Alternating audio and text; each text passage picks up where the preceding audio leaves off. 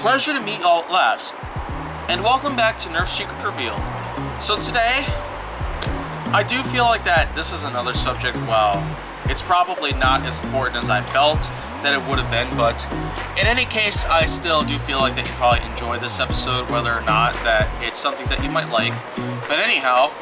I'm basically just going to label a few things out about the cons of display. The cons of displaying a Nerf blaster. Because some collectors out there happen to display their products rather than use them for their own intended purposes. It's simply because of how they actually want to expand the life of some products out there that might get broken in as little as an hour or even as long as just a few years.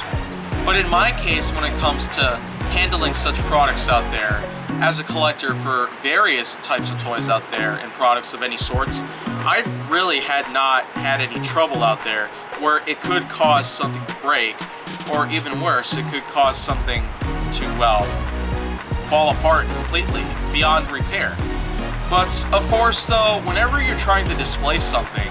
the conventional way that is, because there are ways that do exist today where you can display some of your products without worrying about getting them covered in dust or ending up breaking over time. Of course, when it comes to the cons of displaying, as in the horrible things that will take place over time, is that first and foremost, of course, even though blasters themselves are constructed from very, very sturdy, hard plastic out there that is made to withstand a lot of shocks, drops, and damages that would normally destroy, especially a cheap china or something like that. Nerf blasters, of course, they aren't indestructible from everything, in fact. They could get run over by a vehicle, smashed with a sledgehammer, or even get tossed from such a great height that they would fall down, and such high speeds because of gravitational force that increases over time depending on how long an object is falling from wherever they're dropped down to wherever they land on. And of course, that just doesn't really stop there, because anything else could happen, really. Nerf blasters are just not indestructible whatsoever, no matter what you do with it. Even if it can take some hits or some drops, or if it accidentally gets destroyed by something else, I mean, it's still, well, either way, it just has a lot of, well, flaws to it based on how constructed it is. Now, something else that might come around is, of course, the high levels of dust that will collect. It might end up getting into the internal mechanisms, depending on how open the blaster is. If it just has a few holes on it, or if it's completely closed up, which of course is something you probably would consider doing, then that would be a great way to keep the dust out of it. If you end up plugging the inside of the blaster barrel with something like a small wadded up piece of paper or something like that to pretty much shove inside the barrel, then that would also help in preventing dust from getting inside the internals. But most of the time, I don't really see too many people out there using that kind of idea. Mainly because, well, some people just don't have the time to do it, or they're lazy. But whenever I try to have a blaster up on display, which is something I don't even try to do nowadays, whatever I do is that I would first make sure everything is closed, especially when it comes to, well, the clip system. That's why I would have a clip on the inside of a blaster before I end up putting it up on a shelf or something, and then I would stuff the barrel with something, especially with a paper towel or something like that. But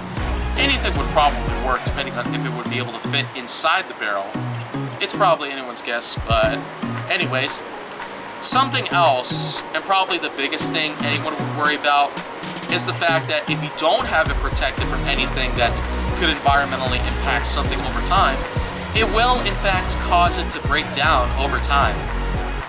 And when I'm saying that it breaks down over time, I'm mainly talking about things like rust, and I'm also talking about things like, well, natural decomposition. Even though a blaster is not really a living organism, it still could encounter a lot of, well, environmental impacts that could actually work in the same way that if a machine like a car were to be left outside for a very long period of time, like 25 years or something, then it could naturally end up breaking down on its own, usually from the inside. But that's mainly because of how the blaster's shell itself is really composed of such hard plastic, and plastic can survive for very, very long periods of time. decades or even centuries. It's probably not confirmed exactly how this type of plastic could last such a really, really long time, but I'd still feel like, though, that it would have to be done with some more research. Reliable evidence would have to be conducted if we're ever going to find out just how something like that can be done. But anyhow, those three aspects right there that can relate to how displaying your blaster might be a bad idea in the first place, they can pretty much relate to anybody out there who's a very big die-hard collector out there like myself that would usually use a blaster out there for their intended purposes, which is mainly to play, to have Nerf wars, to have a lot of fun with. But for those who like to display their items, to try to extend the life of some product out there that can increase in rarity over time because of, well, availability becoming eventually completely lost, and then, well, companies eventually going bankrupt and defunct, and then the products that originally came out from them whenever you first buy them end up becoming a big phenomenon out there for anyone out there to recognize forever. Of course, a company like Hasbro might end up going out of business within centuries from now, but who knows? Anyone who ever guesses just how long a blaster of theirs has survived so far, probably leave a message down below, in the comment section at least, or even DM me or just simply tweet me about how long your blaster has survived, and if it has any problems at all, then, well, of course,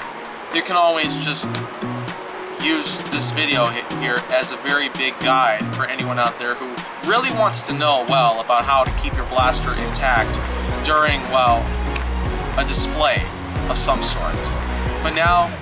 there's other subjects in mind that I'm going to be covering up soon, so stay tuned for more. And if you want to see more, go down to my channel. Make sure that you like, subscribe, comment, follow me on social media, and stay on the Hollywood side.